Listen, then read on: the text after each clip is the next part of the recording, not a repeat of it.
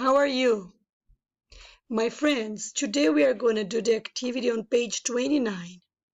Look at here. We have pig, horse, sheep, cow, chicken, dog, and cat.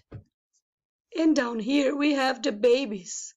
We have lamb, piglet, foal, puppy, chick, calf, and kitten.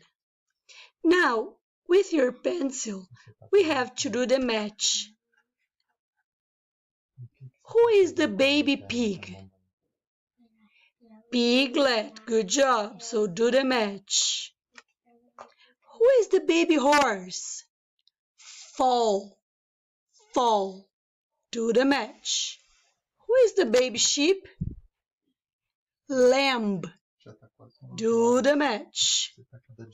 Okay? Now, you are going to do all of them. It's super easy. And practice the name of the babes. Let's go one more time. Lamb, piglet, foal, puppy, chick, calf, and kitten. Okay? Bye-bye, my friends. See you later. Bye-bye.